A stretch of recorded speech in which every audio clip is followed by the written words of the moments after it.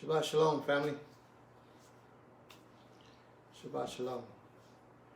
Giving all honor and praise unto the Most High King of all creation. Asking that He will guide my mind, my spirit, my body, my language, and my speech as I approach unto you, His people. May the Most High be praised forever and forever. All right, we're going to get right into it. There's no need to wait, no need to prolong. People who miss it at the beginning, they can come back always and watch the video over. I'm not going to wait for nobody to get in. Everybody know we start at 12 o'clock. If they're not here by 12 o'clock, then they're not starting on time with us. We going to move forward and do what we're supposed to do. All right. Today's lesson is about forgiveness. Many of us go on throughout life not knowing how to forgive. Many of us hold anger and bitterness in our spirit and our soul for many years. And sometimes that bitterness and that anger and that hatred is so deep that we pass it down to our children. And then our children's children learn that bitterness and that hatred and that strife. You don't believe me? In California, the Latinos in California dislike the black people in California. And this has been going on for generations. And it's because the parents teach the children to show hatred and dislike for whatever may have transpired and have taken place. We hold on to this hatred. It's a disease. But I'm going to cover it today in Scripture. And I'm going to speak a little bit about it, but I want to tell you how we came up with this portion.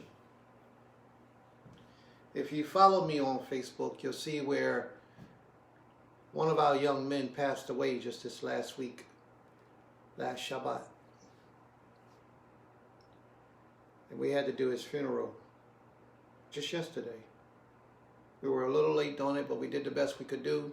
Because of the COVID and other things taking place, it took us a little bit more to have everything done correctly. His name was AJ. That's what we call him, AJ. And you might have seen a little post I had up, may the Most High bless his essence. It was AJ. He died, passed in his sleep, young man. Well, Prince got called to do the service. So as I prepared for the service, I asked the Creator, what could I do? What topic can I speak on? Because whenever I have the opportunity to address the Most High's people, I want the message that I give you to resonate in your spirit for the rest of your life, or until you master it and control it. I don't want you to come and hear me speak, and I speak on a topic or a subject, and then you leave and forget the subject. Forget the conversation. Forget what I had to say, what I spoke on. Then I failed, in my opinion, to do my job as your servant. Then I failed. And I don't ever want to fail at doing my job. So the Most High put it in my spirit to do a lesson on forgiveness. Forgiveness. Sister Adara, mercy and forgiveness is just a little bit slightly different. But forgiveness is something that we as a people,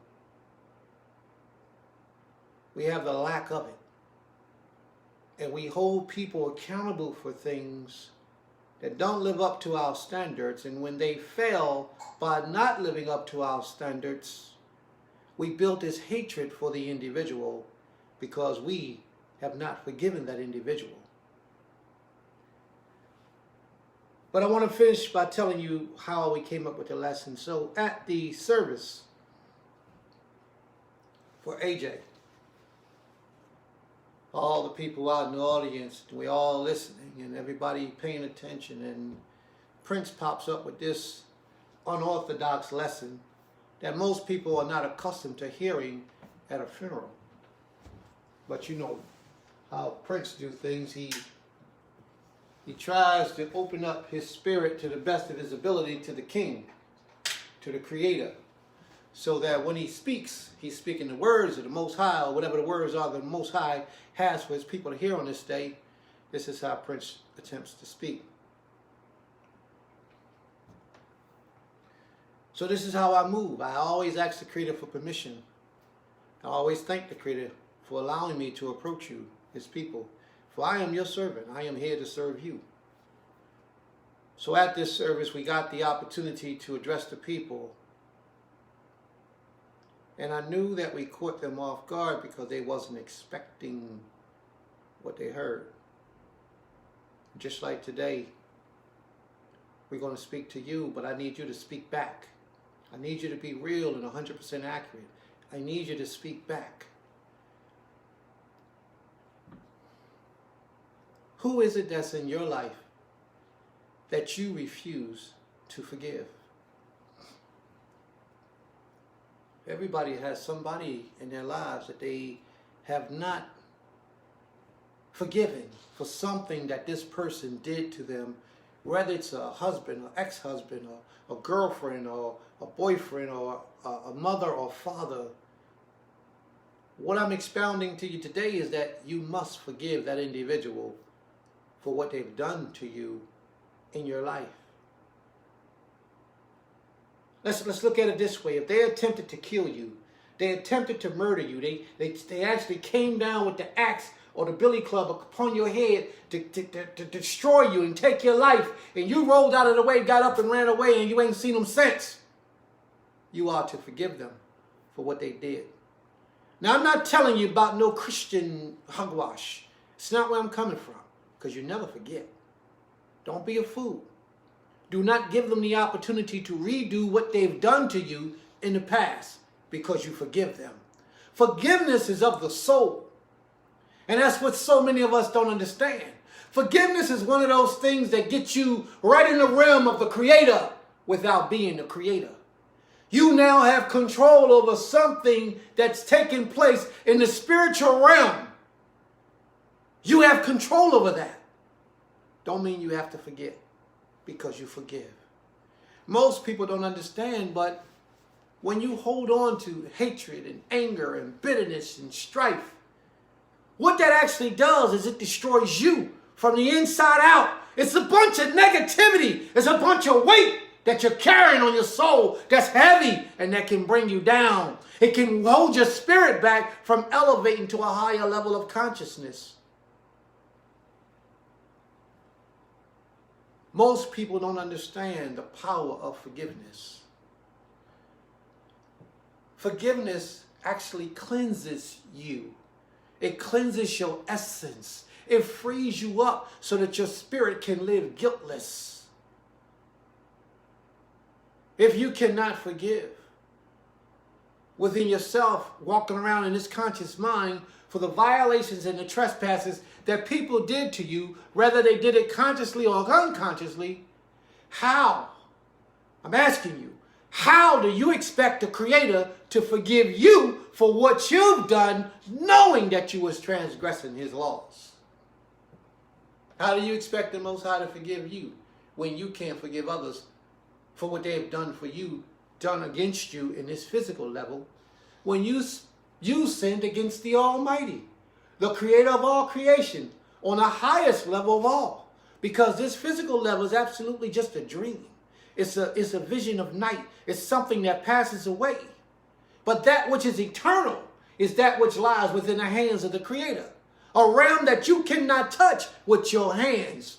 But your essence has to elevate to that level to be able to open up the windows of heaven, to cast down, pull down, to force and demand from the Creator blessings from up on high.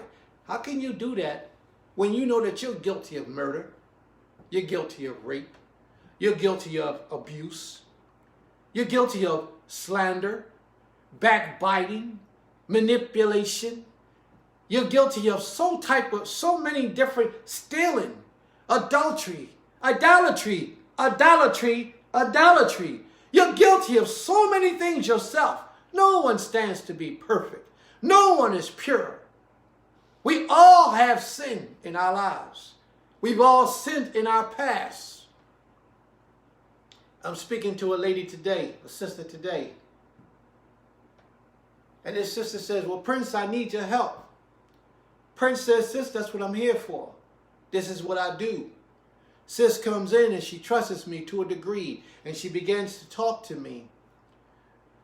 But what I hear from this sister is that inside of her essence, she hasn't forgiven herself.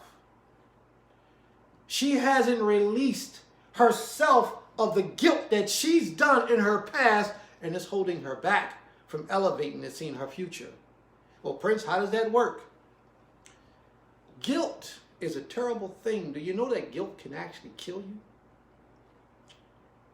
And when people who are not holding on to forgiveness or utilizing forgiveness as a way of receiving mercy, those people are actually destroying themselves. They're actually killing themselves. But many have no idea. There are brothers who walk around today angry at another brother for something that a third party said to them in their ear, whispering about the first brother or the second brother. And this brother, oh, he said that about me. He said that about us. Oh, is that how he feels? Instead of doing what is best, what is right, what is pleasing to the Most High, and say, brother, is that what you heard? Even if it's true, brother, is that what you heard? Yes, I heard that. Okay, hold on. Let me call this brother on the phone. We're going to have this conversation right now so we can get this done. Get it out the way. Instead of doing the righteous thing, what we do is, oh, what he did, he said, and she did what? Oh, and what happened? And man, oh, I ain't never liked that nigga anyway. Or I didn't like her anyway. Or yo, I didn't like her, I didn't chill. Yo, she ain't this, and this is what we do. And this is evil. And we hold on to that bitterness. We hold on to that hatred. Even if the brother or sister was guilty of doing this, and they actually did it. When the person comes and whispers in your ear, he could be telling the truth. Then he's not slandering if he's telling the truth. What you are to do at that time is get that individual on the phone. And if you can't get that individual on the phone, you reach out and you try to accomplish something to bring that individual into an audience with you and the other party so y'all can have this conversation. You address that issue. One day I got a phone call years ago where somebody said something to me about a brother was speaking ill and negative about me. A brother that I know personally. He might be on the line here. I don't know if he's here or not. He's a good brother. So when I got the call, yo, Prince, the brother said such and such. I got right on the phone with that brother. I said, oh, he did? Okay, all right, peace. Bang! I dialed the other brother's number because I had the brother's number. Said, Shalom, what's going on? Yeah. Here go to lay down. This is the rundown.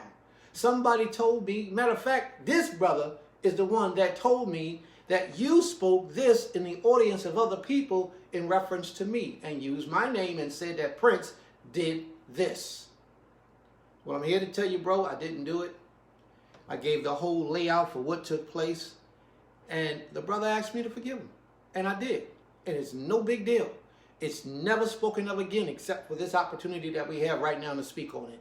And I'm only speaking on it as a learning example to teach you how we are to deal with situations that will cause us not to build up hatred and animosity within our essence toward our brothers. The brother asked me, said, Prince, forgive me, please. I did wrong. You know, he didn't witness it, so he did wrong. Now, that brother who went back and said such a matter, he himself are guilty before the Almighty. He's done something before the Creator. So now he has to go and make amends. But that was a simple matter. Let's deal with matters that take place within the family structure, within the household. There are a lot of things that your father has done to you as a little girl that you refuse to forgive him for. I never said forget. Well, I did say forget one time in this conversation, but when I say forget, I'm telling you forgive. Forgiveness and forgetfulness are two different things. Two totally different things. Because if you forget, then you're liable to end up in that situation again with somebody else or the same individual at a different time. I'm not asking you to forget. I'm asking you to forgive. Because forgiveness brings redemption upon your soul. This is something that you receive by forgiving that next party for what they have done against you. But we don't do that as a people. We'll take a hatred to our grave. And let alone we'll take that hatred, we'll pass it down and spread it down to another family member so that they, or friend, so that they in turn feel the same way we feel toward that individual. That's evil. You cannot build a nation like that. I stood on the phone with my Isha today, and I talked to her today earlier this morning. And I asked her a question. I said, well, why do you think a lot of people don't come to Goshen? She says, well, I think because a lot of people have issues with either you or Prince Rob. A lot of people have issues that they have about certain things that you did or maybe he did that people didn't like or don't like. And this is what's holding the people from coming to Goshen and being a part of Goshen. Well, here's the thing. Not to say whether my wife is right or wrong, but the concept and the ideal that she brought, I know is 100% right, correct. But here's the thing. If these people, our people, were to practice forgiveness, as the law says for us to practice forgiveness, that wouldn't be an issue. If you're going to find some things, most people are angry with you over things that happened 15 and 20 years ago, maybe 30 years ago in some instances, because they knew you most of your life. 15, 20 years ago situations, they're holding on to that anger, that bitterness from way back then till today, and not even approaching you, speaking to you about what you may have done to offend them. They don't talk about it. They hold on to the negativity just to create further dissension in the midst of our people. Oh, this message is important. This message is of the utmost importance because this is why we can't get anywhere as a people. This is why we still on FaceTime talking a dream about what could be, what should be, and we're living in what ain't. Because of these personality things that we have going on called the lack of forgiveness for each other. Now, let me ask you a question, because if somebody, let me ask you this, if somebody kicked in your door, raped your mother, cut your father's head off, and took your child and broke both of your child's legs, and you seen that person the very next day, what would you do? How would you address that individual? Would you sit down and have a casual conversation with that individual? Would you say, hey, bro, I need you to give me a job so I can go and work? You know what that man just did to your family. But you go to that man and you say, hey, listen, I need you to give me a job so I can provide for my 2 little kids and my one with the broken leg, so I can bury my father who got his head cut off, and that I can put my mama and get her some medical treatment because someone raped her. And then you looked him right in the eyes and you know he did it. But yet you still work with him. But your brother who may have had a bad relationship with a girl that's a part of your community and it didn't end well, no matter what he did, he didn't take her life, he didn't rape her, he didn't kill her, he didn't hurt her, but no matter what he did, she's still alive, then that means you have the ability to forgive him. You understand where I'm trying to go? The ones that we should hold on to animosity and hatred toward and treat a certain way, we're real passive with them. We let them rule over us. We let them have their way with us. Look at us right now, walking around the streets wearing a mask because they say so. But your brother who's asking you to have mercy and forgive him, you can't seem to lift your leg up off his neck because you got an idea about how he treated a girl 15 years ago that you might be in leadership over now. Come on, bro. Let's get it right. See, I talk to the leadership. And the leadership, as the Most High said, is 100% Leadership calls my people to err. I've spoken to leadership and yo, bro, let's come, let's get together. We got 250 acres of land down here. We can't do this by ourselves. What's up? Y'all ready? Well, Prince, you see, this brother here I got a problem with because that brother did such and such and such and such. So I took the matter to the Creator. And the Most High revealed the guilty and did what he had to do. So I go back to the brother, yo, bro, now what's up the deal now? How can we fix this problem now? Well, you see, bro, this situation here, oh yeah, we coming in, we gonna make things, I don't know, man, it ain't right. We got all these reasons why Israel can't unite. And in their own city, they got about 15, 20 different places of worship all around the house, everywhere. Why? If I take my fingers and I spread my fingers apart, there is no strength in that. Look, see, there's no strength. But look at this. Look at it when they come together. Look how strong they are. I could do a handstand on top of that. We got to understand, family, that together we accomplish something great. Separated, we might be all right, but we're not what we could be together as one. The more you got working together for one common goal, the stronger you are. And we all talking about bringing redemption and mercy and righteousness in this earth. If we're going to do that, then let's do it together and not separated. Every week you hear me get up here and speak about us coming together as a people. But every week when I get down, very few people actually make an attempt to make this happen. Most people talking about leadership, but very few people are actually willing to unite and come together and do this thing the way that it must be done in order for us to successfully achieve it. So I ask you this question. When the hell hit the fan, and hell is going to hit the fan. Hell is definitely going to hit the fan.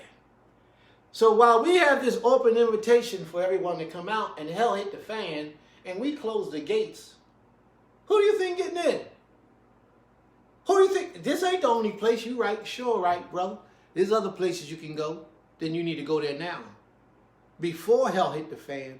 So you're situated and don't have to be a grown man relying on another man to provide for you and take care of you. Go there to these places right now while things are at a calm pace and set up shop. If you got brothers and sisters who own a portion of land somewhere throughout the earth, just go down there. Even if you got to get yourself a hut. Put a hut up and claim that ground as your ground. Hey, Prince, this is mine right here. This little portion right here is for me and my family. If things break loose, we come in here and this is where we're going to stay. You got to think, family. But because of the lack of forgiveness, we can't do that. Thereby, when hell break loose, do you know what it's going to take for a man to humble himself at that time? And say, Prince, man, listen, I'm sorry, man. Please forgive me. I didn't mean to do that. Not that I'm looking for anything from anyone. You don't have to give anything to me. Just let go of the concept. Forgive within your heart. Forgive within your spirit. You don't have to say anything to me or my brother or anyone else that you hold hatred for. But you must let it go and begin to build and to work with that individual before you're forced to do so. Before you're forced to do so. Understand what I'm trying to get across to you, family, is that a lot of people are walking around with hatred in their hearts for their brothers, which is a direct violation against the laws of the commandment. The Creator says, thou shalt not bear a grudge, hatred in thy heart toward thy brother. Thou shalt not, but yet thou does. Thou does it freely. Thou do it so much that thou doeth, teachest thy children to have the same behavior. We teach them because they're watching. And it's going to take us just that much longer to reverse this curse if we continue with that same pattern. It's going to take us that much longer. Look around, family. Look at all the house of Israel that are breaking apart. They broke away from this camp. They used to be like this. They broke away from this camp. 4 of them left this one camp. So now they built their own camp, and this camp is out the door. Now, one of them leave that camp, and now they still got their own camp, but this one is thinking about building his, and now that camp is by themselves, and now we got all these other little ones all separated with no strength. This is the house of Israel today in our present order. It is extremely difficult for us to build anything. Let me share something with you. If you take one single raindrop of persistency in order and structure, you can cut through a piece of steel. One single drop of rain can drop on a piece of steel consistently and totally cut a hole through that piece of steel. But a man can walk up to that piece of steel, slam his hand and break and shatter every bone in his body, in his hand. He can shatter every bone in his hand by slapping that piece of steel. But he can take that same hand and smack one raindrop and knock that raindrop to oblivion. So what am I saying? The power of the hand is mighty. Bow. It can beat up the smallest of things. But that small object, which is that individual, in a concentrated force will eat through way more than that hand can possibly do.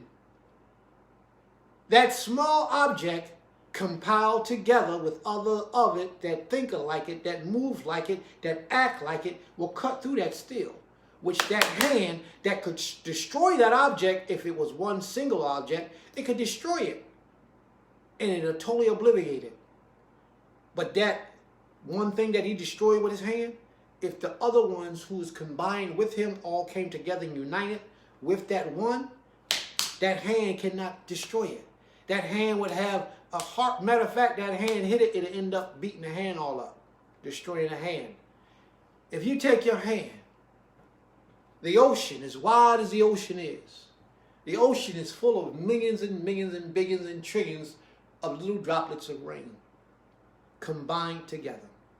If you take your hand and pick it up and slap the ocean, your hand will hurt so bad because you're hitting all those little droplets all at one time. You might end up breaking every bone in your hand. But if you catch the rain as it drops down, one single drop of rain, catch it and squeeze it. Catch another one, catch it and squeeze it. Catch another one, catch it and squeeze it. But you can't beat up all of them together, the majority of them together. This is what I'm trying to say to us, family. We will be forced to unite, to come together. So why wait?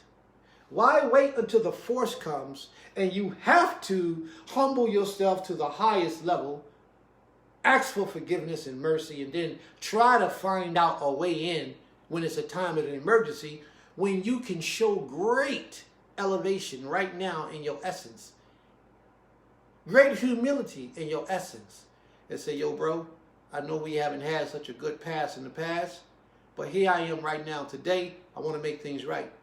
I ask that you forgive me for my transgressions against you, and I ask that I am forgiven, that I forgive you for your transgressions against me. Why can't we do that, family?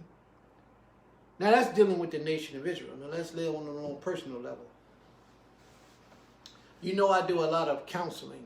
I counsel a lot of families, a lot of women, a lot of men. I counsel a lot of people. And one of the common problems that I see today is that a lot of women don't forgive. They don't forgive. They hold on to the smallest details about a relationship or a situation that they've been in with other brothers, other sisters, and they hold on to those things for dear life, and they won't let it go. Oh, I dislike her or him for this reason. In a relationship, this man met this woman. They had a year of having the best time of their lives that they could possibly have. They produced a child. After the production of that child, they separated, they went their own ways. The man ended up getting married shortly thereafter. That woman grew animosity toward the fact that she was with that man, he wouldn't marry her. The moment they broke up, he got into another relationship. 6 months later, he married to a totally different woman that he doesn't have any children by. And the woman sitting back trying to pretend as if she's not angry about that, she can't understand how that is. So she builds up an anger and hatred inside of herself to a degree where she says, oh, well, I ain't gonna let him see his child. and she holds back the child from having a relationship with his father. In my philosophy and my understanding of things, that man should have took his child when he left that woman by herself. To me, that's the correct way to do this. But that isn't what happened. The reality is that he left her, which many men do, and they leave their children with a bitter woman. So when you leave that woman with that bitterness and she doesn't have the power to forgive, that's going to affect her physically, and it's going to affect that child's relationship with the father. She does that in an attempt to hurt him. You see, all these things are evil in the sight of the Most High. These things are things that's being done to prevent from us building a better relationship with this king. First, we got to build a better relationship with each other. We got to move with each other in a righteous manner before we can even go into the presence of the Creator. But the problem is we don't do these things. She began to hold back her child from seeing the child's father, which she can't teach him like a man can teach him. I don't care how good of a job she do. A woman can never raise a child and teach a male child, I'm speaking of, and teach a male child how to be a man. She can't. It's not in her. It's not possible for her to do. It takes a man to raise a male child. So women, I applaud you for doing such a good job. Sometimes you're forced to have to do the best that you can do. Sometimes you're forced because you ended up laying down, giving your twat to a man who is unworthy of laying down and producing children. You were foolish, but you might not want to live up to your foolishness. He was foolish, and he was just no good, but he produced a child with you, and now he left, he's gone, and you have to fend for yourself to provide for this child. I applaud you for being so strong in the order of providing for that child, but now let's flip the pages back. Had you been living according to the laws of the Most High, I mean really living, not pretending like a lot of people do, but if you were really living according to the laws of the Most High, chances are that man wouldn't have been able to enter into you. He wouldn't have been able to enter into you to give you a child. And part of that reason is because you would have went through a courtship, first of all. Chances are, I'm not saying that it's a perfected thing. I'm saying chances are your life will be different. You'd have went through a courtship, the first thing. And you'd have got to see a lot of ins and outs about what this man was really into. Your courtship should have been a guided courtship, which you had a spiritual man to be your covering over top of, to watch and help in the final decision makings, whether this man is acceptable for you. So this man would have been held to a certain standard that you yourself don't hold that man to today, and you just let a man do whatever he wants as long as he look good, smell good, treat you a little bit good, and got some great sex. In your mind, he qualifies. And I'm here today to tell you that none of those things I just mentioned has anything to do with picking a mate. None of those things. But we have been duped into believing that these are the qualifications to picking a mate, that men look around at a woman and say, man, she look good. I would like to sex her. Women, just as bad as the men today. Oh, Prince, look at the man. Yeah. Oh, I'm going to get in his inbox and see what's up with the wrong motive in mind. Not in my inbox to learn about the Creator, but you're in my inbox because you lusted. You're allowing your lower self to control you. And that's evil. That's wicked. And those are the type of things that's going to keep us in the condition that we're in. Had she not have been thinking with the lower half of her existence, and him thinking and moving with the lower half of his existence, more than likely she would not been in that condition today. But once it's done, it's done. You can't go back and take it over and redo it. It doesn't work that way. This is why it's so important that we today, we saturate ourselves with this law. We saturate ourselves with this law, and then we teach this law to our children so that our children can saturate themselves with this law to prevent the possibilities of what could be. See, we learned the hard way. We learned the hard way. Now we can take what we even learned, our experiences, and share them to our children to protect them so that they can have a better life than what we had. Sis tell me she's struggling, trying to take care of these 4 or 5 little children on her own. And I applaud the sister for being so strong. But let's not forget the fact, sis, that you laid down with that man or those men. You gave yourself to them voluntarily. We're not talking about a forced situation where you got raped in the dark 5 times and taken advantage of, physically abused, let's put it that way, 5 times, and each time you produced a child, and because of your good spirit, you didn't want to destroy life, so you went on and had. That ain't what happened. You had a ride. You enjoyed that ride, and you got pregnant. You were committing adultery, or not adultery, but you were sinning. You were committing harlotry, and you produced something in the interim, and the man that you produced it with wasn't worthy of laying down with you. And now you want to come back and you want to blame the man, so you want to punish him because as soon as you two broke up, he went and married somebody else. And now you got this bitterness and you angry with him because of what you did not get from him. So now you take it out of your child by withholding your child from that man, allowing him to have a relationship with his child. That's wicked. It's not good. It's evil, in fact. But then you come and you say that you're a Hebrew Israelite and that you're serving the Creator. How? How can you be a servant of the Creator and you're doing evil and wickedness before the Almighty King, knowing that this is wicked? And if you didn't know then, you know now. Here's a situation with a brother, a sister. She got a problem with another sister. I get this so often. I mean, you'll be surprised. You'll be so amazed at the type of problems that come to my door, that a lot of these things could be alleviated if we just learn how to forgive. If we just learn how to forgive. Sister come to my inbox and we having conversation and counseling sessions. And she tells me how she go to a community of Israelites who don't welcome her.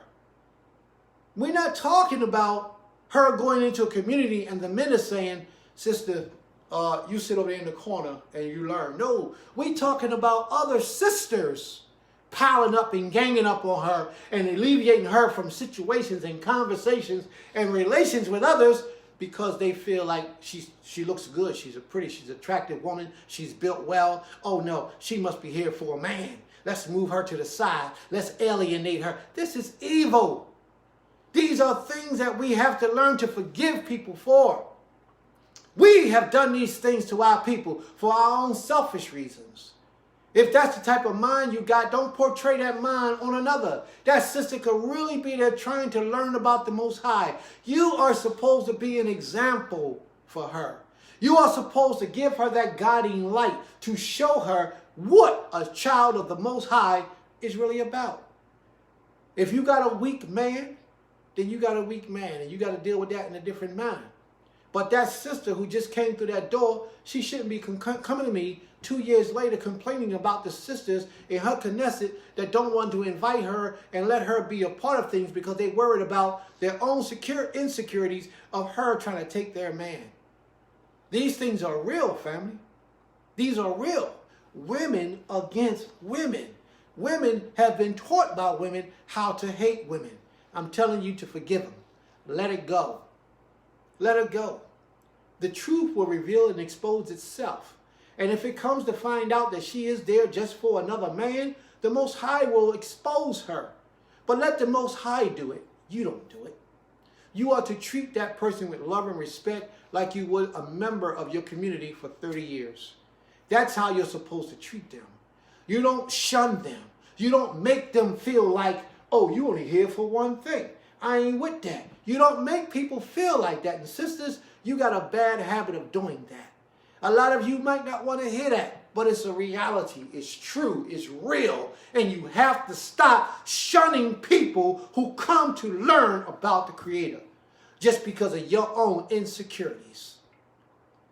The Creator will judge you for that. He will deal with you for that. You have to learn.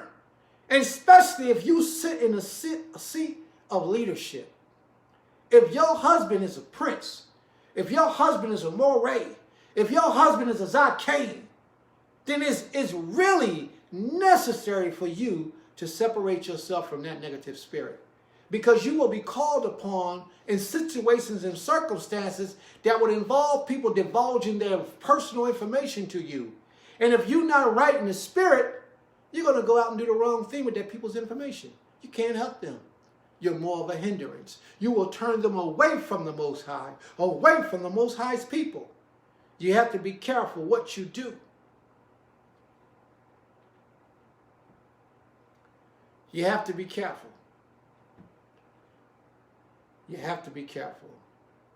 I want to try to stop it, but I can't. It's probably on the Wi-Fi, probably going in and out. I should have turned the Wi-Fi off, but I apologize. I didn't do that. It's recording very good on my end, so if you miss anything, you can always go back and watch it again. Okay? This is deep, man. This is a deep, great lesson. But I want to turn with you to the word, to the book of Ezekiel, the 18th chapter. I want to read to you out of the book of Ezekiel, the 18th chapter. The Hebrew word for today is Nashah. Nashah. And Nashah is, some people might just say Shah. But Nashah is the correct terminology for the word, and it's forgiveness. That's just one form of forgiveness. There are several others. Another form of forgiveness is like on the Day of Atonement, when the Most High comes before, when the children of Israel go before the Most High on the Day of Atonement and ask Him for a kippur. A kippur is a covering. A covering is another way of a forgiveness. All right? Kippur is another way of asking for a forgiveness. There's another way of forgiveness, another word for forgiveness, and that's like when you say salak li. You say salak. Salak li means, the E on the end of it means to me, in reference to me. So salak means to forgive. So if you disrespect somebody or you say something wrong, you ask them to say, you say forgive me or pardon me. Pardon me really means forgive me. So you say salak li. The word is actually salak. So when you say salak me, that means forgive me. Okay? Sometimes you might hear me in my prayers when I pray in Ivrit, I'll say salak lanu. Kitot anaknu osin bilifne ata. I'll be something similar to that. And what that means is forgive us. Salak lanu, forgive us for our sins. Kitot, the multiple sins that we have done before you, Creator. A lot of times that's what we do. The word salak is used more often. One thing that we have to know that I would like for you to know is another Hebrew word, especially when you're referencing the Most High. You know how you say please? Well, in Hebrew, a lot of people would say please, man to man. That word is bavakisha. Bavakisha, bavakisha. Bavakisha means please. But when you're referencing the Almighty, the word should not be bavakisha. Well, I'm just suggesting that you do not use the word bavakisha, but you use the word na. The word na more often in the Hebrew language means please when you're referencing the Almighty. Na. It brings a more stronger connotation to what it is that you're trying to display, asking the Most High for anything or whatever it is that you're asking for. Na. Okay? So now the word nashah is the word that we're going to deal with right now, and we're going to talk about it a little bit. Nashah. Let's read in the book of the book of Ezekiel. Ezekiel, the 18th chapter. We're going to begin our reading Ezekiel, the 18th chapter. Now, don't forget what this message is about. This message is about forgiveness. See, there's a process to forgiveness. When someone has offended you, the offense is the first portion of the process. Somebody has done something to you that is displeasing to you, and it hurts you to your soul. The next portion of the process is recognition. Once you recognize that this person has done this, is hurt you, they have committed this abomination, this evil act against you. Now, we're speaking about bona fide evil acts. We're not talking about your opinion of a matter. We're talking about real things that you have a problem with forgiving people for. Okay? The next thing is that person comes to you and asks you for forgiveness. So the first thing is the action. The next thing is the recognition. The next thing is they come to you and ask you to forgive them for their sins. And once they ask you to forgive them for their sins, the next thing is not just for you to forgive, but you can, but not just for you to forgive, but for them to change their ways. They have to change their behavior. Because if they do not change their behavior, then all that sin that they've done against you, although you have forgiven them, the Most High holds them accountable. And then the Most High shall deal with them. So what do you say? Well, Prince, my daddy molested me as a child. And now I'm 21 years old. I'm strong enough now to fight against that, and I don't allow that type of behavior to happen again. But I still remember what my daddy did to me when I was a child. Am I supposed to forgive my daddy for that? I'm going to tell you yes. You're supposed to forgive your daddy for what he did to you as a child. A lot of people are going to say, no, Prince, that ain't right. You ain't never supposed to give that. You ain't never supposed to forgive that. I'm getting off your channel. I'm leaving. I'm running. I'm fleeing. I ain't never turning to your page again. That's ignorance. And that's not like the Most High. Because some of the things we're going to read about today, nobody has done horrible things against the Most High like we have. This book is a lesson, a book of instructions for us to learn how to serve this King. We are to take the examples of this book, apply these teachings to our lives, and thereby better ourselves and join closer to the Creator in relationship. That's what servitude is all about. There is absolutely nothing that an individual could have done to you on this planet, in this existence, and you be alive today and not forgive that individual for what they've done. Now, I'm not telling you to forget what they've done. I'm saying that you have to forgive them for what they've done. Because if you don't forgive them for what they've done, the trespasses that they have done against you, how do you expect the Most High to forgive you for what you've done against him? It's not possible. Not only that, you carry around that weight, that struggle within the internal organs of your body, that animosity that you have toward that individual takes life inside of you. It has a life of its own. And it exists within you, and it causes sicknesses and illnesses all through your body. And you don't know why you feel the way that you feel. You might not even can relate to the conversation that I'm having with you today. But I'm sharing with you wisdom, pure wisdom. That hatred that you have for that individual is a spirit. That spirit takes hold of your inner parts, and it lives and it breathes within you. And the more hatred and jealousy and envy that you hold on to, it destroys you from the inside out, thereby cutting your lifespan from the amount of years that you could have lived to the amount of years that you're living now, which is not long. With sickness and pain and suffering, you don't have to live like that. A lot of people teach you that the foods you eat directly affect your health. A lot of people teach you that the physical food you cook on the stove, put in your mouth, has a direct effect on your health, which is true. So why can't you see that the spiritual foods that you eat, like hatred, envy, strife, jealousy, why can't you see that those things has a direct effect on your physical health? Because it's real. They do. This is why the Most High tells you not to hate your brother in your heart. Where? In your heart. Where? In your heart. In your mind. You are stressing yourself beyond repair. You're stressing yourself beyond what you understand. We have enough things on our subconscious mind than to leave evil and negativity lying dormant in the back of our brain so it can consume us physically. A lot of people have problems and they body hurt, their feet hurt, their ankle hurt, they can't hardly walk too good, they walk bent over. And a lot of that is because you hold hatred inside of your heart. And you don't have to believe me. It's a fact. If you let that hatred go, Let that people forgive them of their sin. Forgive them of their actions towards you. Forgive them of the disease and the hurt and the harm and the destruction that they tried to bring upon you. Forgive them and let it go and move on with your life. You will be rewarded greatly. But the problem is not enough of us are teaching lessons about this. So you're hearing this lesson, you have to teach your children how to forgive.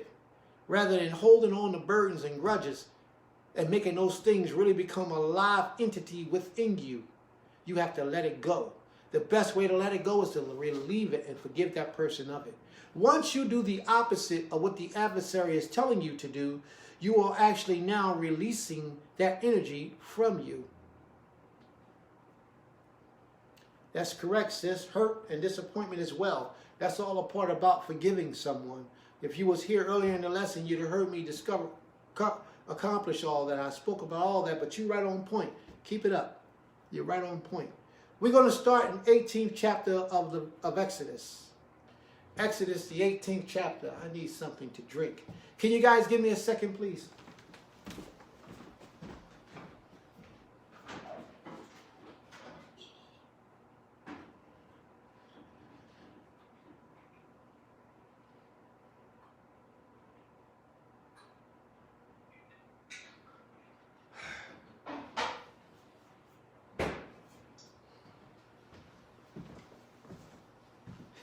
What am I supposed to say right now? Salakli, forgive me. Okay? Salakli, forgive me for that second, that brief moment. All right. Let's move on.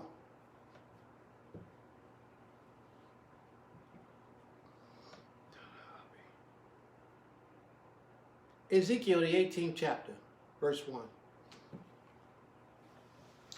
And the word of the Creator came unto me, saying, what mean ye that you use this proverb in the land of Israel, saying, the fathers have eaten sour grapes, and the children's teeth are set on edge? Does anybody understand that parable? For years there have been people who could not understand what that meant. I covered that a little earlier in my lesson, and what that means is that, you have adapted a custom of showing hatred to people, and through your actions, you have caused your children to adapt to that same custom, causing their teeth, their actions, their ways to be out of order with righteousness.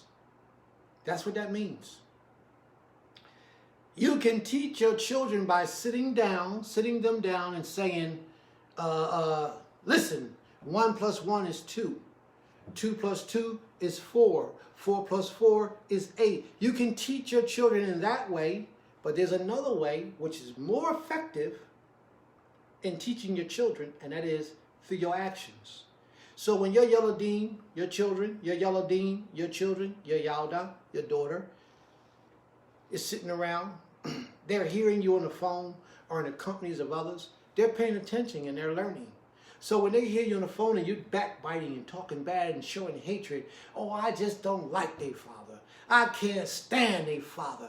That no good, dirty dog. What do you think that's going to do to the psychology of that child? You're going to teach that child hatred, envy, jealousy, strife. You're going to teach that child to incorporate your mindset. Your teeth is set on edge, and now you're going to set that child's teeth on edge. Because that child heard everything that you said, everything that you spoke, whether it be about a husband, whether it be about a girlfriend, whether it be about your mother or father. And because the child loves the mother so much, men, y'all might as well take a back seat. I'm going to tell you, these women, she could be the worst woman in the world, and them children will love her more than they love you. Believe me, I don't know what it is. It's just something that the Most High got with these children. They will love, they will go bend over, they would rather sleep in a corner with a car every night for 6 years with their mother than to live in a 12-bedroom house where they can have their own bedroom with their father. I don't care what you buy them, I don't care what you do, none of that matters. But when they mama call, they with their mama. I don't know what it is, I can't explain it, I've seen it too many times, it's just something that's real. So mothers, you have a way of influencing your children that no one else can. Thereby, you have to be careful how you set your children's lessons of life to be taught to them. You got to be careful how you talk in their presence because they're watching. You got to be careful in how you deal with other brothers and sisters because they're watching. If you're out in the car and a homeless man comes up to your car and a homeless man begging for bread, sister, please, can you just buy me a piece of lettuce from Whole Foods so I can have something to eat for dinner tonight? And your response is, no, get away from my car, get away. Oh, no, shut the door, roll the window up. You have just taught your child who has witnessed that how to show hatred, how to not have mercy, how to be, how can I say, disrespectful, and not be helpful to people who are really in need. Whether that man really needed or not, the whole action has just taught your children negative behavior. These are the types of things that the Father means that the fathers have eaten sour grapes, but the children's teeth are set on edge. When you hold hatred in your heart, and your children sees this and knows this, and they're watching you display this, you are teaching them how to hold hatred in their hearts. And that's exactly what takes place. That hatred builds up inside of them as they grow. And all they're going to do when they get old enough is teach their children the same behavior. That's what takes place. And that's what it means. The Most High says in verse 3, as I live, saith the Creator, ye shall not have occasion any more to use this proverb in Yisrael. Behold, the Most High says, all souls are mine. As the soul of the Father, so shall the soul of the Son is mine. The soul that sinneth, it shall die. You know, a lot of people teaches us that a man came and died for our sins. The Most High says, the soul that sinneth, it shall die. Nobody else can die because of your sin or in place of your sin. Nobody else can be a kapor for you, a covering for you, a forgiveness for you. It doesn't work that way. These are the words of the Creator versus the words that some pastor or teacher interpreted and taught you and said that someone else said. We have to stay focused on what the Most High says and what man teaches. There's a big difference there. Behold, all souls are mine. As the soul of the Father, so also the soul of the Son belongs to me. Nafshi is what the Most High would have placed there. That soul is mine. Okay? And the soul that sinneth, it shall die. Whatever soul it be that sinneth shall die.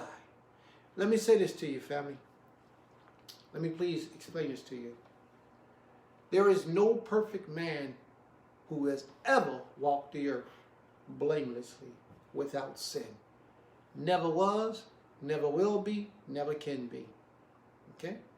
I want to make that clear so that we all understand. Therefore, all of us shall taste death. But if a man, verse 5, Ezekiel 18:5, but if a man be just and do that which is lawful and right, and have not eaten upon the mountain, neither have lifted up his eyes to the idols of the house of Yisrael. Where are the idols of the house of Yisrael at today? Where are the mountains that people can eat on today? The mountains is like lofty and lifted up, thinking that you're better or greater than somebody else. You need a reality check. And a lot of us don't have that reality check. So our ideal of ourselves is inflated of who we think we really are. It's inflated. We think we're better than someone else. We think we're greater than someone else. And that person could be a servant, holy prophet, righteous in the eyes of the Most High. And because he doesn't have $50 more than you, you think that you're better or greater than him. because he lives in a house that he built by hand, and you live in a house that you got carpenters to come out and build for you, you think that you're greater than him. Because his car was paid for in cash because it was a very little amount, but yet it works fine, and your car you're still paying a note for that costs hundreds of thousands of dollars, you think that you are better than him. You are eating the grapes on the mountain. You are high and you are lifted up. You are arrogant even. Okay? Or you open your eyes to the idols of the house of Israel. There are so many idols in the house of Israel. So many. What is an idol? An idol is something that you give reverence and credence to that doesn't deserve it. You can have a boyfriend or a husband even that's an idol. If you worship that husband and pray to that husband and give that husband respect and glory and honor that he doesn't deserve. Now, I got to be real careful how I say that, because in Israel, your man is like a god to you. And I use that reference to him, not the creator. He's like a god to you, which means that you hold him higher than anything else on this planet. But he does not replace the creator in your life. And that's what you have to remember. And a lot of us have a problem distinguishing the difference. Neither have defiled his neighbor's wife, neither have come near to a woman in her impurities. What does that mean, that he has come near a woman in her impurities? That he has not come into a woman in her impurities. A woman in her impurities means a woman who is on her nida, in time of her nida. Her nida is her cycle, her menstruation flow. So to come in unto her at that time means he actually lay down with her and had intercourse with her at that time of the month for her. A lot of you probably scrunging up in your shoes right now. Ew, Prince, ew. Did you have to? Yeah, I got to make it clear so you understand. So you'll never say, well, Prince didn't say that. Prince said something else. I'm going to put it to you just the way it is so that you'll know, so that you'll understand. If you can't accept it, grow up. Elevate. Spiritually, I'm speaking about. Grow up spiritually, and then you'll be able to understand these things. There are a lot of people who have intercourse with their Isha or their Nashim when they're on their menstrual cycle. But you can take the time and you can read, what is that, Leviticus, the 19th chapter, I believe it is. The 19th chapter, 15th chapter, the 19th verse, or chapter 19 and 18, somewhere in there in Leviticus. You read that and you'll see all through there where the Most High speaks about men even touching a woman when she's on a cycle. This is what the prophet is speaking about right here. He says that a man should not come unto a woman in her impurities, which means that that is an evil action. It's an unclean thing. And you must know these things.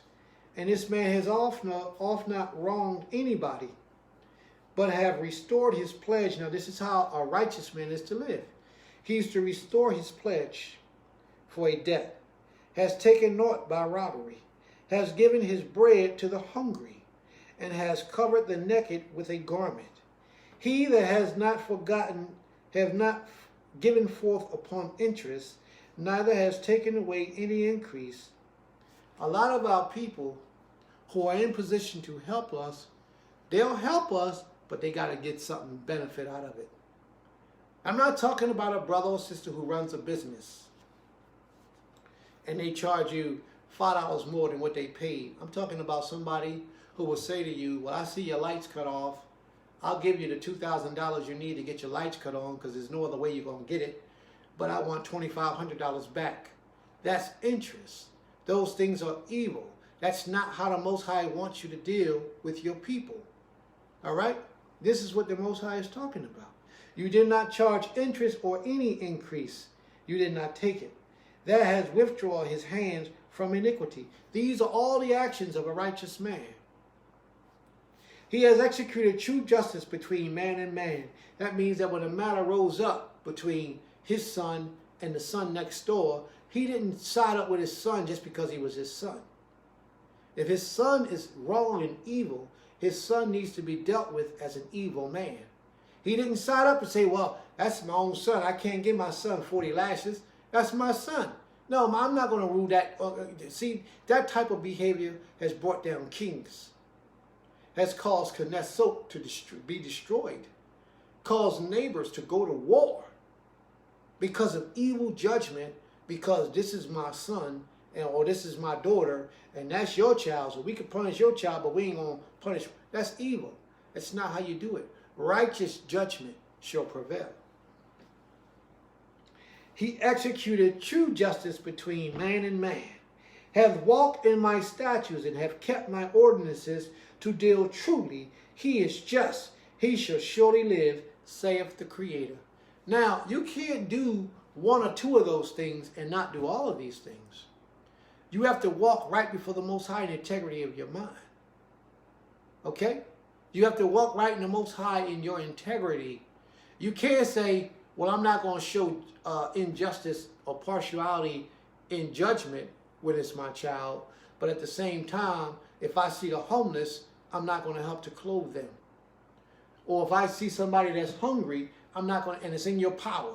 Not that you got to be a fool for anything, but if it's in your power, you have the ability, then you should feed them. For example, what I mean is, if you have a family that lives next door to you, or down the street from you, or around the block from you, or across the yard from you, and you know they are less fortunate than what you are, and they're serving the Creator, even if they are, they're not. And you know that the mama don't have, the father ran off and left them. I don't care what their nationality is. You can always go there and drop some food and help to feed the family. You don't have to make it your hobby or your career, but you can help. And it wouldn't hurt, sisters, if you even went over there and shared your husband with that family to incorporate that woman into your family to help those children eat and sleep and live a decent life. That wouldn't hurt either. Not that you have to do that, but I'm just saying that that is a possible way of helping to feed the less fortunate. Thereby, you gain the great victories in the eyes of the Creator because you're showing less selfishness when it comes to righteousness. When you see somebody less fortunate than you, it is your job, your duty, your responsibility to try to help those individually. Now, use discretion when you do so, because a lot of people have learned to swindle honest people out of their hard-earned money. A lot of people on Facebook will come up with a calamity that they create, or they heard this happen to somebody else, and they'll go on Facebook and try to raise money and collect money and tell you all these things happen to them. They'll be in your inbox and all type of things. I try not to give those people anything. I try not to give them a dime. But if I can clear up that this matter is actual and factual, then I will do what I can do at that particular time. Usually, I don't give them everything that they ask for, but I make sure that I give them something. Because I can't tell my brother no when I know that I have it within my means to help. That I can't do. Okay? But I will use my discretion and tell you, no, I can't help you out. If my spirit leads me to say, I'm going to do it. I'm going to say, no, you can't get it. Just that simple. I try not to say no to people, though. I put it in a different way. I can't help you today. I try not to say no, though. I try not to use those words, no. But I still get around the same subject and still get the same effect by trying not to be so direct to the point and just say, I can't help you right now. I didn't lie. I wasn't being dishonest. I was being truthful. But I've taken it and tried to reprogram myself to get away from saying no so much. I don't want that kind of negativity in my life. No is a strong negative word. It's a very strong negative word. And a lot of people, we get in the habit of saying no so much that we'll miss out on the blessings. Because a young, unattractive man might be trying to come in your life and you struggling. You got 2, 3 children, or maybe even no children, but you struggling in life and you really need the help. And you pray to the Creator for help. But because this man isn't as attractive as the ideal man that you have in your mind, or the type of men that you're used to dealing with for your last 26, 27 years of life, because he's not on that level in physical beauty, you don't even give it the second opportunity to say, what can he do to help me? Is there any purpose for him in my life? You don't see that. The first thing you say is what you're accustomed to saying, oh no, can't help you. No, can't do nothing for me. No, see you, bye, quick. No, you're quick to say no. Well, I've learned not to say no so quickly. I've learned to evaluate a situation and then allow the Most High to direct my spirit, and then I give an answer or a response to the situation. I ain't going to say no from the door. I'm going to check you out. I'm going to look and see what you're into, because you might be a crook. You might be in anybody else's inbox asking them for $10, $15, $20. And if so, I don't want no parts of that. And if you're a man, that's even worse, because you can get up and go to work and earn some money. And don't let you be a man with a wife with children, and you in somebody's inbox talking about, yo, bro, I need $5. Can you help me with $5? Why do you need $5? Oh, I got to get to my wife, my kids. I left them home and my car broke down and I got to catch the bus. Can you cash at me $5? That's an embarrassing thing. Horrible thing. But on the flip side of things, if you're a man with children and you go to work every day, you might have gotten laid off and life is really being difficult for you, then yes, you reach out to your brother. Yo, brother, I need some help. And it's your brother's responsibility to try to help you and make sure that you're safe. That's what this is talking about. That's what a righteous man or a righteous woman is. Okay? Death is the fate of the wicked. If he beget a son that is a robber, a shedder of blood. Now, I got to read this because I want you all to know that there is no man that has ever walked the earth that has been perfect from conception to his death. Never. We are all full of sin. We all have a past. We all have a history when we did evil and wicked things. Some of us had more sex partners, way more sex partners than we needed and we should have had. Okay? Many of us have done some sexual acts that we did and we shouldn't have done. Many of us have been deceptive on high levels that we shouldn't have been deceptive on. Many of us stole things that we should have never stole and stayed in the practice of stealing things that we should have never stole from the beginning. There are a lot of things in our lives that we are guilty of, that we've done, that keep us from being perfect before the Creator. But when you come into the knowledge of this law, when you come into this right here, when you begin to say, Creator, I do, Creator, I will, Creator, I'm here, then all that stuff you are to leave behind. You are to ask the Creator for forgiveness and mercy, and you are to never repeat those evil actions again. Never. And if you did that, I don't care how many men you've been with. I don't care how many things you stole, or how much you robbed, or how many women you beat down, or spit upon, or mistreated, or I don't care how many children you left behind that you know you got children and you don't take care of. I don't care how many of those things you did throughout your 28, 29 years of life. The moment that you come into this and you ask the Most High for forgiveness, all that must cease. That means you ought to go back, and every one of those children you got, get a relationship with them. Learn them to the best of your ability. Hang out with them. Talk to them. Relate with them. Take care and provide for them the best you possibly can. Once you come into this truth of the Most High King, everything that you did in your past, none of that matters anymore.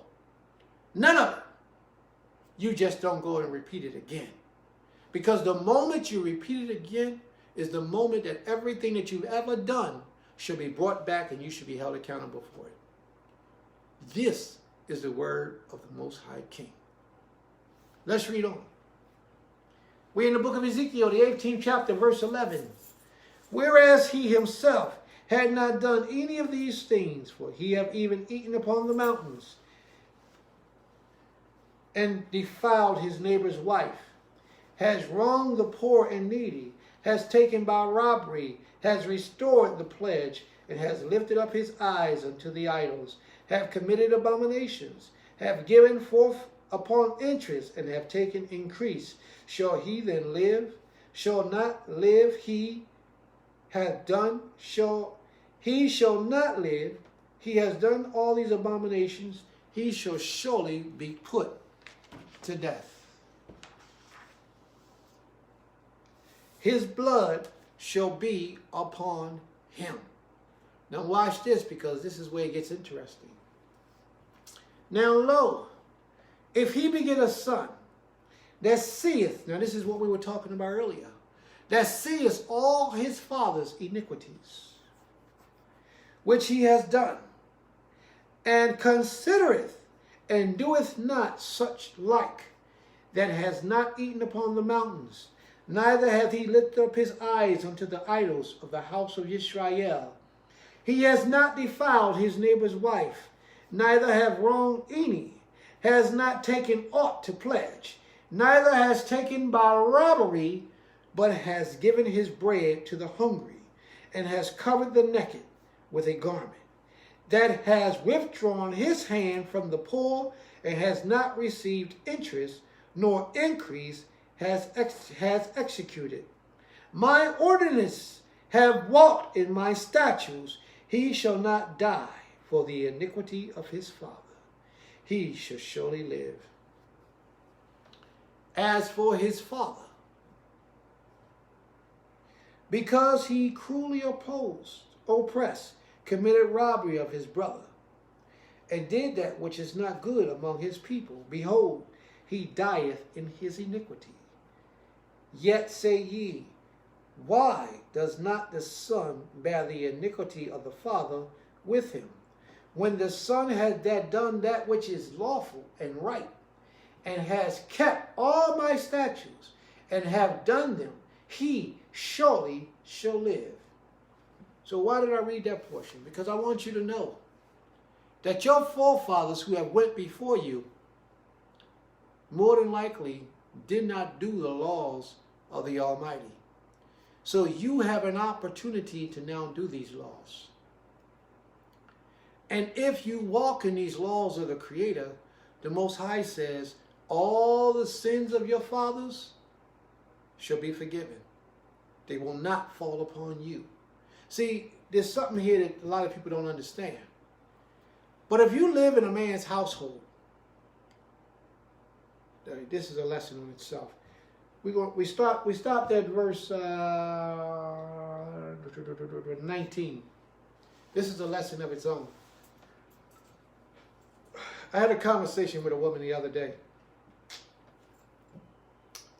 And this woman told me that she was married to a man. And they ended up separating, but she was never given a bill of divorce. Now they separated 6 months ago. At that particular time, they separated 6 months ago.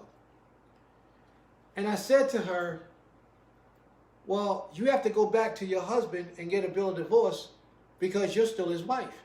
She says to me, no, I'm not his wife, Prince. I'm not his wife. I said, sis, I'm not asking you. I'm telling you, you're that man's wife. If that man divorced you and gave you a bill in your hand and sent you out of his house, then yes, you're right, you're not his wife. But if you separated from him, she left him. That's what she really did. She said she packed up her bags and she was gone. She went back to her father's house as if she'd done something righteous. She packed her bags and she left. And she left him and they never got back together. So I said to her, sis, you got to go back to him and you got to get a bill of divorce from him in order for you to be right before the Creator. There is no way that you can leave your husband without getting a bill of divorce from him put in your hands, and you think that you can bow your knee to the Creator and ask the Most High to be with you. It can't happen. It don't happen that way. But a lot of the sisters today are so rebellious when it comes to their little twat and the proper order of maintaining their twat that you can't even get them to get a bill of divorcement in a divorce situation. The sister said, well, Prince, I'm not married to him. I wasn't never married to him. We was just having intercourse. I said, well, wait a minute. Wait a minute, sis. Let me ask you this question. Did you ever say, this is my husband? Yeah, but I said that. Did he ever say, this is my wife? Yeah, he said that. So y'all was in the midst of a community as husband and wife, right? Y'all presented yourselves as husband and wife, right? Yeah, we did. So then why are you coming to me today saying that that's not your husband?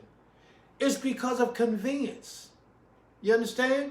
It's because of convenience that she now doesn't want to have to go back to the laws of the Most High and go to him and ask him for a bill. Because first of all, she left unrighteously. I mean, I deal with this situation quite often with people. Sisters, really. When I tell the sisters, I say, sisters, You got to make it right. They be wondering why their lives are going the way that their lives are going, why they can't meet any good men, and let alone the men that they had between that man who they snuck out of, that they were married to, and all the sex partners they had in between up until today. I had to look the sister in the face and tell her, you're an idolatress. You're an adulteress. I said, you, my sister, are guilty of adultery. How, Prince? We wasn't never married from the door. So I said, well, what was you doing, lying to everybody? All the many months and weeks and years that you were walking around, passing yourself off as husband and wife, you was lying to everybody? She said, no. Well, see, he didn't do it the right way. He supposed to came and met my father and got my father's permission before he married me. I said, that's right. But while you was laying up in that bed with him at night, you wasn't stopping him from laying with you to go get your father's permission, was you? You wait until after y'all got an argument or disagreement and you vacate his house, and then you want to say, you wasn't my husband anyway. That's evil, sis. Evil. And there is no righteousness in that. You got to go back to that man that you were married to. Ask him for a bill of divorce. Once he gives you a bill of divorce, then you're free to go marry another man. Now, all those men that you slept with between your husband and today, you got to go and take that to the Creator and ask the Most High for forgiveness. And do what? Turn from your evil ways and never repeat that behavior again. Whether you slept with women, whether you slept with men, whether whoever you slept with that wasn't your husband, you have to ask the Most High for forgiveness. So let's say, sisters and brothers that are here today in the listening audience that are not guilty of those things, that haven't had sex with anybody prior to having a husband. If you never had sex with anybody prior to having a husband, then you don't have to make amends for anything that you haven't done, as long as after that husband you haven't slept with anybody else. But if you had men if you had women, women if you had men, and y'all was committing all kind of abominations, when you come into this way of life, you go to the Most High and you ask him for forgiveness. You ask the Creator to forgive you of your iniquities and your wickedness, and you never turn back to those ways again. Because if you do, all those things that you used to do will now be held accountable against you. So men, if you mistreated women before you came into this law or before you heard this lesson today, I applaud you to go before the Most High and ask the Most High to forgive you for your mishandling of his women. Because men, little do you know that the way that a lot of sisters conduct themselves today is a direct result of their relationships with men. What men would and would not allow to take place in their lives. A lot of times you got a good woman and you beat her around, you beat her down, you abuse her, you hurt her in so many ways that you destroy her, and then you get rid of her, and then when she go to the next man, she's damaged goods. She don't know how to treat a real man or a good man because she's constantly on the lookout looking for that behavior that you gave to her. Sometimes she can make it through. And she can totally judge a man based on how he treats her. But that's rare. I know a lot of them say that they can, but it's rare. Most of them can't. Most of them don't know how to let it go. So brothers, we got to hold ourselves accountable for that to a degree. Now, I'm not saying anything about what the oppressors have put in our sisters' mind toward men.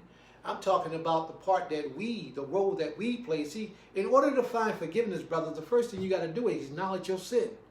Acknowledge your wrong action that you played in this situation. And a lot of us men have destroyed good women. And we got to be real with it. Let alone the women that have destroyed good men. But we ain't talking about that right now. We're talking about the men owning up to what we did, because I know I tore a whole lot of them up. I know I did, but I asked the Father for forgiveness, and I refused to turn back to my evil ways, wicked ways. I done did almost everything in the book with a woman. Almost everything. And to me, it didn't even matter at that time. But when I came into this truth, came into the knowledge of who I am as an Israelite, everything changed. Everything changed. And you cannot revisit your past behavior once you claim to serve this king. You Okay? So let's go down to verse 19 where we left off at, because we was on a roll right there. Yet say ye, why does not the Son bear the iniquity of the Father with him, when the Son has not done that which is lawful and right, and has kept my statutes, and has not done them? He surely shall live. The soul that sinneth is the soul that shall die. The Son shall not bear the iniquities of the Father. Please hear this, because this is important for a lot of our people who are still stuck in Christianity, call themselves Hebrew Israelites. The Father says, the Son shall not bear the iniquities of the Father, neither shall the Father bear the iniquity of the Son. Every man shall be put to death for his own sin. The righteousness of the righteous shall be upon him, and the wickedness of the wicked shall be upon him. But if the wicked man, now this is where a lot of us come in place right here. This is where a lot of us now come into the service of the Most High in our day and time, right here in this verse. Because of most of us, if not all of us, were wicked before we decided to worship the Creator in truth. Verse 21, Ezekiel 18, verse 21. But if the wicked man turn from all his sins that he has committed, and keep all my statutes. Wait a minute. Some people teach. Did the Most High say only in the land of Israel can you do this? Did he say that this is only to be done in the land of Israel? Do you know that the prophet Ezekiel wasn't even in the land of Israel when he was given this command? This didn't take place in the land of Israel. So why would the Most High put a commandment on us to keep his commandments in the land of captivity and we not in the land of Israel? Why would he do that? That would be unfair. So even in the land of our captivity, we are to obey the commands of the Creator. And keep all my statutes and do that which is lawful and right. He shall surely live, he shall not die. None of his transgressions that he hath committed shall be remembered against him again. You understand what I'm saying? None of his transgressions and his wickedness that he has committed shall be held against him again. For his righteousness that he has done, he shall live. The Most High says, have I any pleasure in the death of a man that the wicked should die, saith the Creator, Elohim, and not rather that he should return from his wicked ways and live. So, what did we get out of this story? What I hoped for you to get out of this story is that you could have done all that you did throughout your life, committed all types of wickedness and evil behavior. The moment you came into the trueness of the Most High, you asked the Most High for forgiveness of your sins, your wicked behavior, and the Most High forgave you. The only thing the Most High says is don't do it again. Because if you repeat it, then I know that you wasn't sincere. See, the Most High judges us upon our actions, not our words that proceed out of our mouths. But people judge you based on your words and not your actions. The Most High is the reverse. Because we always say great things in the hearings of the Most High, but then our minds and the devices of wickedness are deep within our inward parts. So the Most High don't pay attention as much to our words as he does our actions.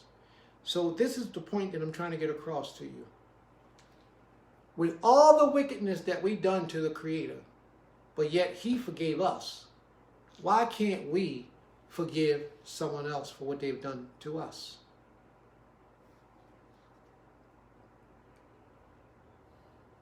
Are we greater than the Most High himself?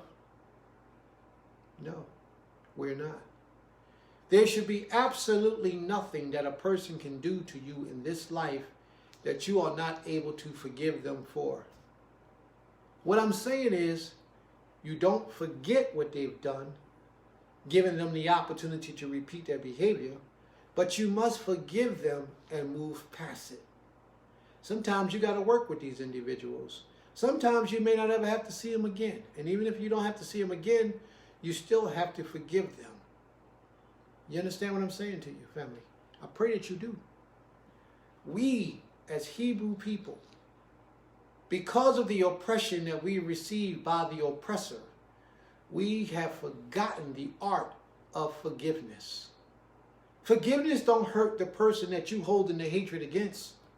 I mean, if you don't forgive them, it don't hurt them as much as it hurts you.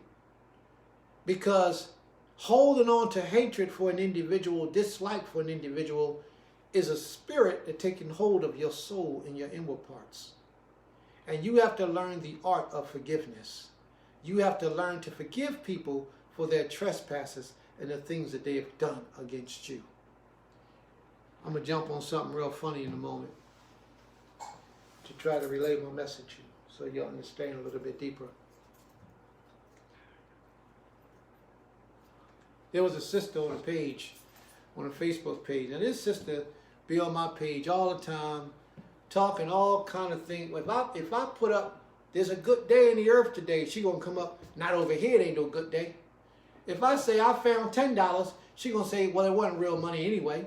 She just posts the opposite of whatever I post, and I just give her love and just keep it moving, pay her no mind, because I forgave her. It don't matter to me. I forgave her. I keep it moving. So the other day, she put up a post about something like her daughter came by her house today. A little girl came by her house today. And she spelled by, B-U-I. And I made fun of her. I said, in her post, I said, well, how much was the house that you sold her? She got mad. Why? Why you get mad? It wasn't but a joke. And she didn't understand at first. She said, well, what are you talking about, Prince?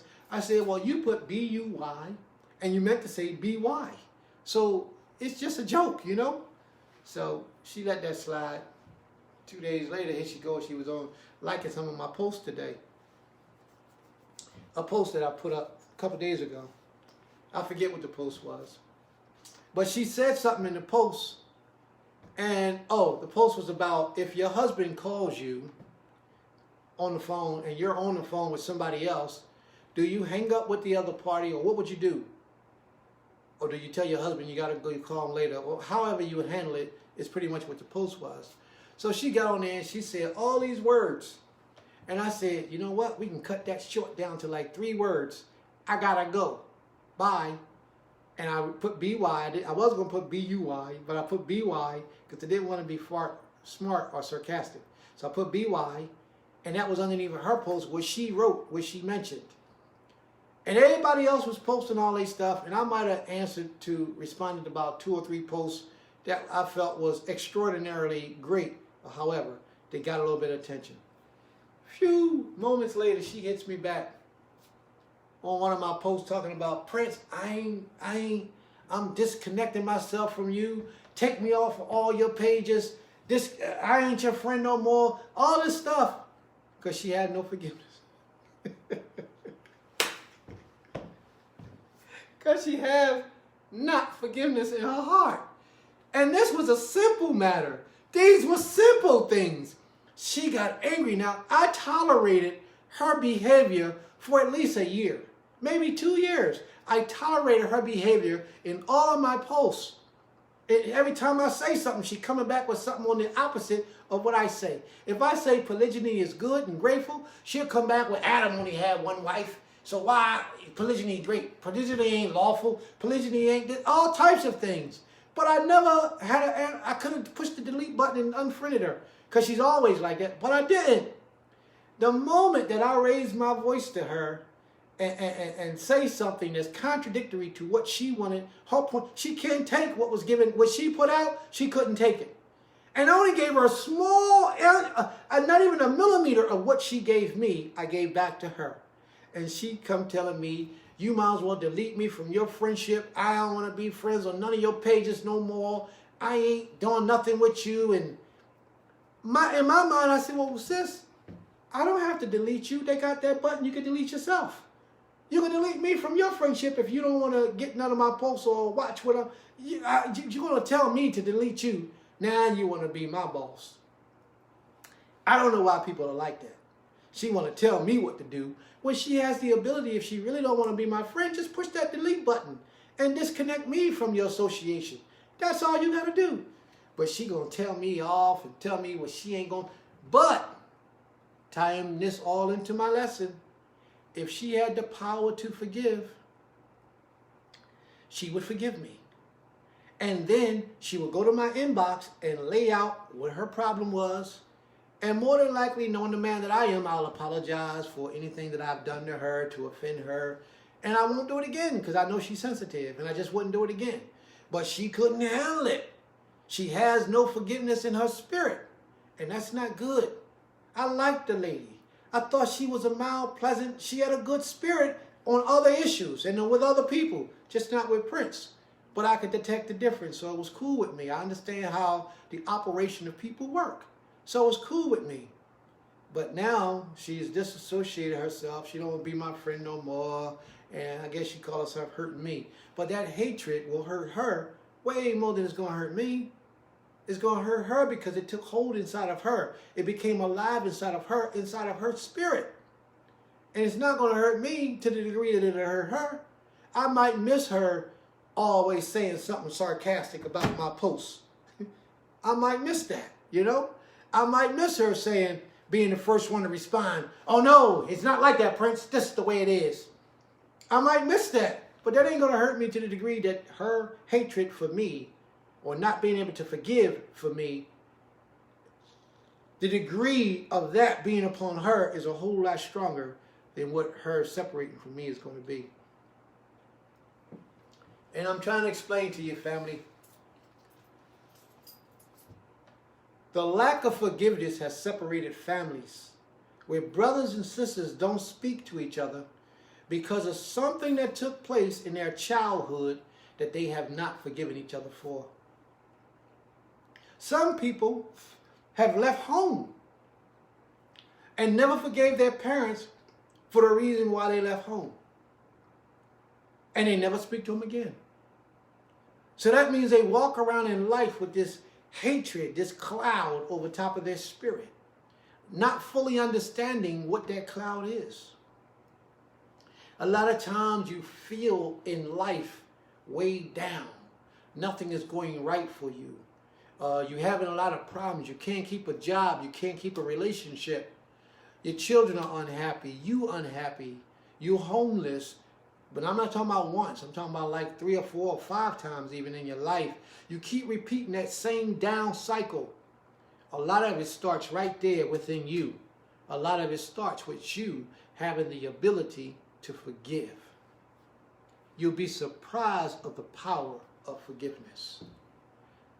I feel like something getting ready to happen in Chicago that I need to be in Chicago soon, sometime soon. I don't know what it is, but if it's right, the Most High will reveal it. But the point that I'm trying to make, family, is that we have to learn to forgive. Forgive each other. Forgive brothers and sisters who have trespassed against us, who have done things to us. Forgive those who don't even worship the same power you worship. A lot of people, they're Hebrew Israelites, but they're Christians for real. And we have to forgive them. And we still have to look past their shortcomings and embrace them as our brothers and sisters. We must. And this is how we are to unite and worship the Creator. You understand? We have to have mercy and forgiveness on a lot of people. I'm not saying forget what they do. I'm not saying forget what anybody has done against you or to you. I'm saying you have to forgive them for what they've done. May the Most High be pleased, and I thank you all for joining in and being a part of our lesson today. I would ask that you all share the video, share the page, and so others can get a portion of this message, and so that others can learn to curb their behavior in the ways of righteousness. One more thing that I want to say before I disconnect the call is that please stop saying the word G-O-D when you're referencing the Creator. Please stop calling the Creator G-O-D, because that's not who He is. G-O-D is a deity. That's not the Creator. The Creator is not a deity. May the Most High King be praised in all that we do, forever and forever. throughout all eternity. Toda Rabbah.